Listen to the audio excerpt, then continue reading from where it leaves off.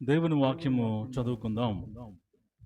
మత్తయి సువార్త 4వ అధ్యాయము 11వ వచనం చూద్దాం. అంతటా అపవాది ఆయనను విడిచిపోగా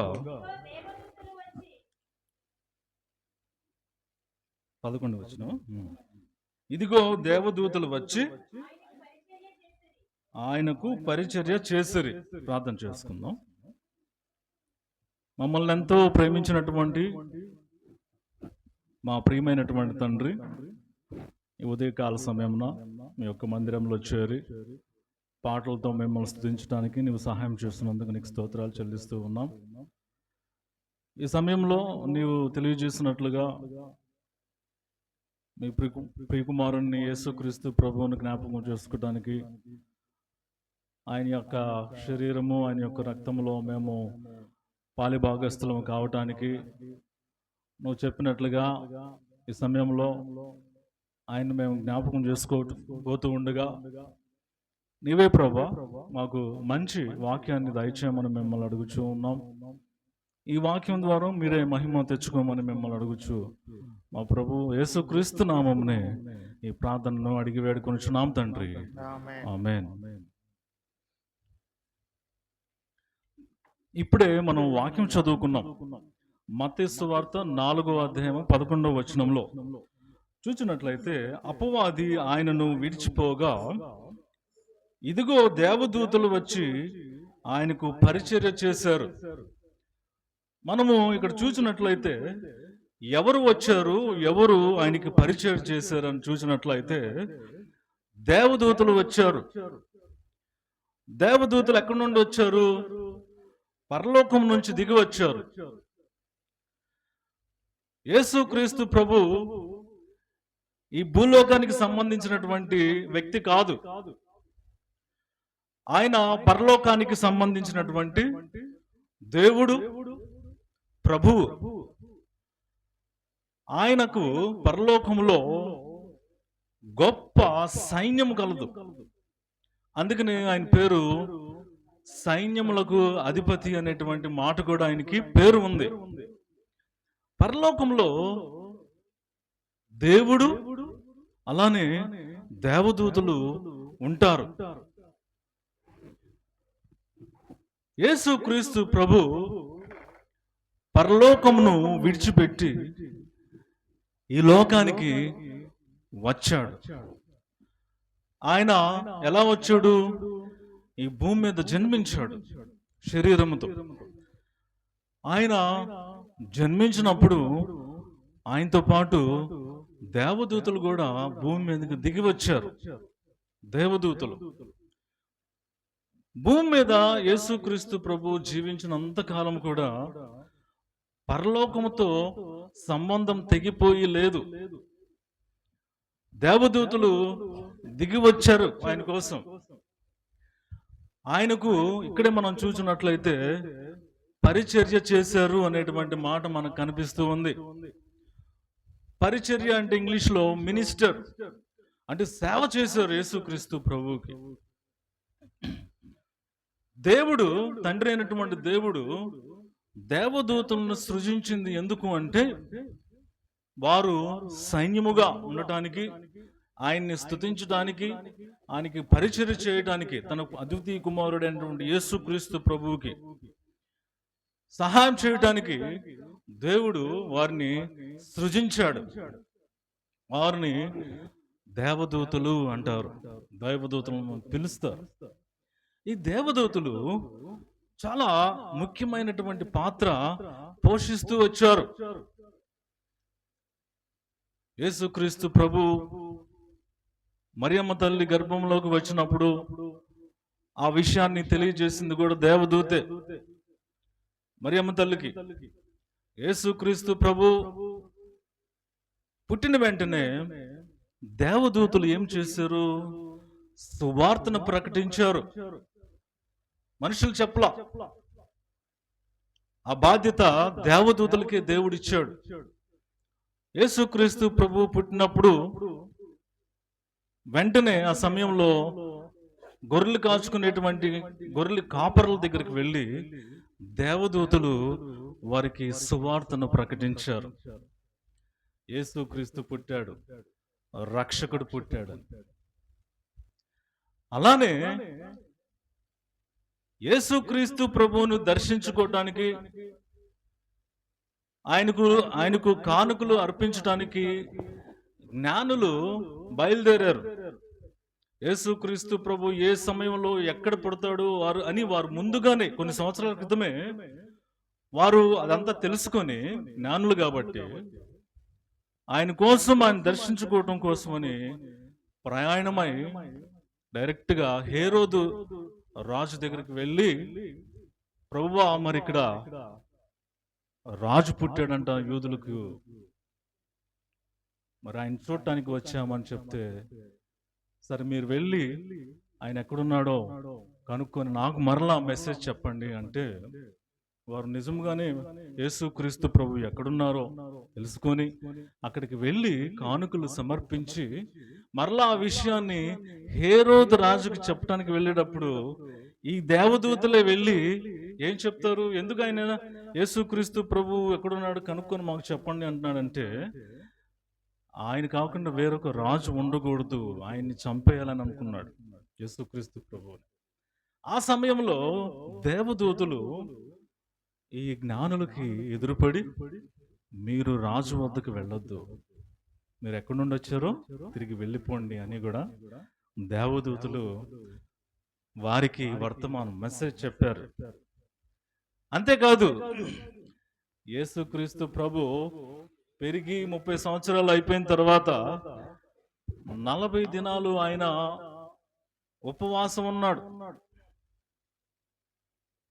ఆహారం తీసుకోకుండా, నీళ్లు త్రాగకుండా, బాగా బలహీనంగా ఉన్న సమయంలో సాతాను వస్తాడు. ఇప్పుడే మనం ఆ వాక్యాన్ని మనం చదువుకున్నాం. సాతాను శోధించడానికి వచ్చాడు యేసుక్రీస్తు ప్రభు వద్దకు. నీకు బాగా ఆకలిగా ఉంది కదా, ఈ రాళ్లను రొట్టెలుగా మార్చుకొని తిను అని చెప్పాడు. ఈ దేవాలయం నుంచి దుముకు అని చెప్పాడు, దేవదూతలు వచ్చి నిన్ను పట్టుకుంటారు. అలానే నాకు నమస్కారం చేయి అని చెప్పాడు. కానీ యేసుక్రీస్తు ప్రభు ఆ సమయంలో చాలా బలహీనంగా ఉన్నారంట. వెంటనే దేవదూతలు పరలోకం నుంచి దిగి వచ్చారు. యేసుక్రీస్తుకి ఏం చేశారు, పరిచర్య చేశారు అని ఇక్కడ మనకి కనిపిస్తూ ఉంది. ఇవన్నీ మనం అర్థం చేసుకోవడానికి ప్రయత్నం చేస్తూ ఉంటే యేసుక్రీస్తు వెనకాల ఎంత గొప్ప సైన్యం ఉంది అని మనం అర్థం చేసుకోవాలి. ఆయన ఈ లోకంలో ఉండినప్పుడు ఆయన గొప్ప సైన్యం ఉంది, గొప్ప అధికారం కలిగినటువంటి యేసుక్రీస్తు ప్రభు ఆయన. అంతేకాదు యేసుక్రీస్తు ప్రభు రేపు సిలువ వేయబడతాడు అనగా ఈరోజు రాత్రి గెత్సెమనే అనేటువంటి తోటలో ఆయన ప్రార్థన చేస్తూ ఉంటాడు. ఆ వాక్యం మనము లూకాసు వార్త 22-24 వచనాల్లో మనం చూడవచ్చు. 22 మరియు 43 వచనాల్లో మనం చూడవచ్చు. అప్పుడు పరలోకము నుంచి ఒక దూత ఆయనకు కనబడి ఆయనను బలపరిచను. చూడండి, దేవదూతలు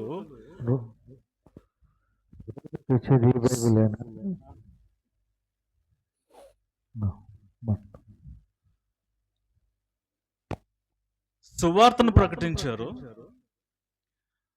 ఇప్పుడు వరకు మనం చూసినట్లయితే దేవదూతలు ఏం చేశారు, సువార్తను ప్రకటించారు. ఎవరికి?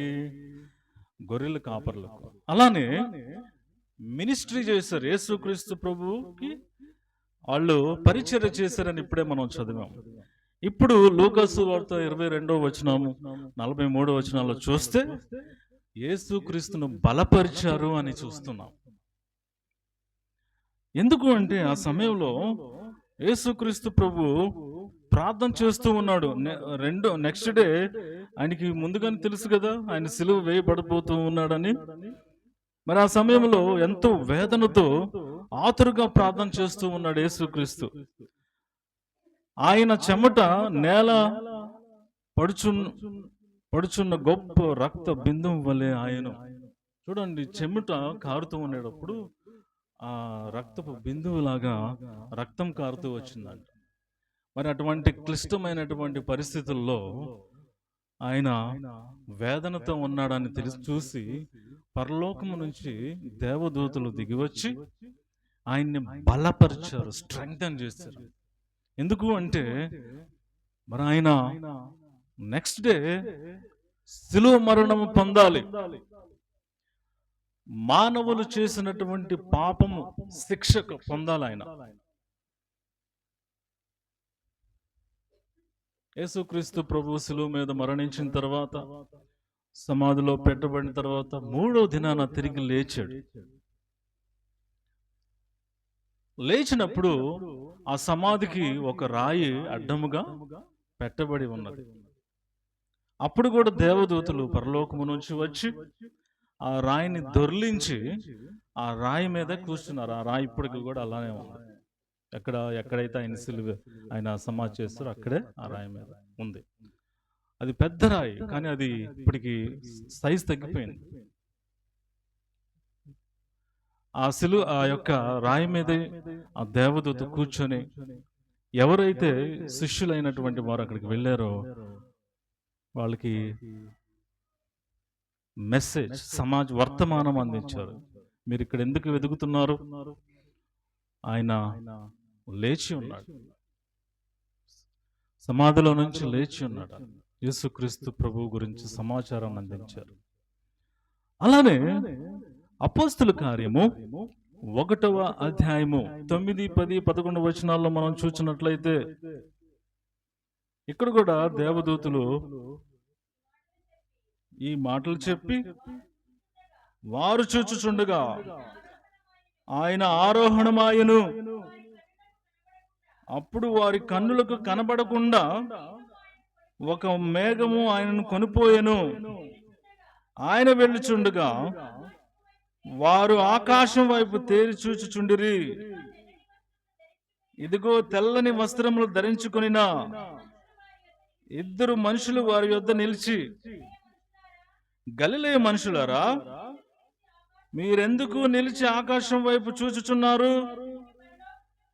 మీ వద్ద నుండి పరలోకమునకు చేర్చబడిన ఈ యేసే ఏ రీతిగా పరలోకమునకు వెళ్ళుట మీరు చూచితిరో ఆ రీతిగానే ఆయన తిరిగి వచ్చునని వారితో చెప్పిన. ఎవరి మనుషులు? వారు కూడా దేవదూతలే. చూడండి, ఈ యొక్క దేవదూతలు ఎంత ప్రాముఖ్యమైనటువంటి పాత్రను పోషిస్తూ వచ్చారో. ఆయన సైన్యములకు అధిపతి, గొప్ప దేవుడు. కేవలం ఈ లోకానికి వచ్చింది మనుషులను రక్షించటానికే. ఎంత అధికారము కలిగినటువంటి యేసుక్రీస్తు, పరలోకములో మహిమ కలిగినటువంటి యేసుక్రీస్తు ఆ యొక్క మహిమనంతటిని విడిచిపెట్టి ఈ లోకానికి ఒక మనిషిగా వచ్చాడు. వచ్చి ప్రజలందరి యొక్క పాపల నిమిత్తం శ్రమలు పొందాడు. యేసుక్రీస్తు శ్రమలు అనుభవించేటప్పుడు దేవదూతలు ఏమీ హెల్ప్ చేయాలి ఆయనకి. ఆ శ్రమలన్నీ కూడా యేసుక్రీస్తు తానే అనుభవించాడు. మనం ఫస్ట్ నుంచి లాస్ట్ వరకు చదువుకుంటూ వచ్చాం. దేవదూతలు ఏ విధంగా ఈ యొక్క యేసుక్రీస్తు విషయంలో మధ్య మధ్యలో వచ్చి ఆయన్ని బలపరుస్తూ వచ్చారో, కానీ శ్రమల విషయంలో, పాప శిక్ష అనుభవించడం విషయంలో యేసుక్రీస్తు ప్రభువు మాత్రమే తన యొక్క శరీరాన్ని ద్వారా ఆ యొక్క శిక్ష అనుభవించాడు. ఇది మనం అర్థం చేసుకోవాలి. ఆయనకి అంత అధికారం కలిగి ఉన్న, ఆయనతో పాటు గొప్ప సైన్యం ఉన్న, పాప భారాన్ని, పాపపు శిక్షను, దోష శిక్షను అనుభవించటంలో, ఆ శిక్ష పొందే విషయంలో ఆయన ఒక్కడే మరి పాపము శిక్షను అనుభవించాడు. శిలువ మీద మేకులతో కొట్టబడ్డాడు, కాళ్ళు చేతుల్లో మేకులతో కొట్టబడ్డాడు. ఒకవైపు నుంచి మనుషులు ఆ శిలువ దగ్గర నుంచొని, నీవే దేవుని కుమారుడు అయితే నిన్ను నువ్వు రక్షించుకొని మమ్మల్ని కూడా రక్షించు అంటున్నారు. ఆ సమయంలో కూడా యేసుక్రీస్తు ప్రభు ఆయన ఏ కార్యం అయితే చేయటానికి ఈ లోకానికి దిగి వచ్చాడో దానిని నిజముగా, యథార్థముగా, ఇష్టముగా ఆ శిక్షను ఆయన పొందుకున్నాడు. వెంటనే ఆ కోపాన్ని, ఆ బాధని, ఆ టైంలో బాధ వస్తుంది, బాధ నొప్పులతో ఉన్నటువంటి యేసుక్రీస్తు, తండ్రి వీరు ఏం చేయుచున్నారో వీరికి తెలియదు కనుక వీరిని క్షమించండి అని చెప్పాడు యేసుక్రీస్తు. ఇది మనం అర్థం చేసుకోవాలి. ఆయనకు సహాయం చేయడానికి, ఆయన బలపరచడానికి అంతమంది దేవదూతలు ఉన్నా కానీ మానవుల్ని రక్షించటానికి, మానవుల యొక్క పాప భారాన్ని ఆయన మీద వేసుకోవటానికి మరి ఆయన తనకు తానుగా ఇష్టపడి పరలోకాన్ని విడిచిపెట్టి లోకానికి వచ్చి జీవించి తన శరీరాన్ని, తన యొక్క రక్తాన్ని ప్రజలందరినీ రక్షించటం కోసమని ఆయన తన ప్రాణాన్ని పెట్టాడు. కానీ ఈ విషయాన్ని మనుషులు అర్థం చేసుకోలేకపోతున్నారు. యేసుక్రీస్తు నిస్సహాయుడు, ఆయన సిలువేస్తూ ఉంటే ఆయనే రక్షించుకోలేకపోయాడు, ఇంక మనుషులను రక్షిస్తాడు అని అనుకుంటూ ఉన్నారు. ఇది దేవుని చిత్తమై ఉన్నది. దేవుడు తన కుమారుని లోకానికి పంపించింది మనుషుల యొక్క పాప భారాన్ని అనుభవించడానికి. శిలువ మీద పాప శిక్షణ అంతటిని భరించాడు, శ్రమలు అనుభవించాడు, ఆ కొరడా దెబ్బలు అనుభవించాడు. అందుకనే రొట్టి రసాలను మనం తీసుకుంటూ యేసుక్రీస్తు చెప్పాడు, రొట్టె తయారు చేసేటప్పుడు ఏ విధముగా దాన్ని తయారు చేస్తారో, ఎన్ని దెబ్బలు కొడతారో దాన్ని, అంతకంటే ఎక్కువ యేసుక్రీస్తు ప్రభువుని ఆ రోజు శరీరం అంతా దెబ్బలతో కొట్టారు ఆయన. అందుకనే మనం ఆయన ఈ యొక్క శ్రమలన్నీ అనుభవిస్తూ ఉంటే మనకి, మన పాపాలకి స్వస్థత కలిగింది. ఆయన యొక్క ప్రశస్తమైనటువంటి రక్తాన్ని మనందరి కోసం కార్చాడు.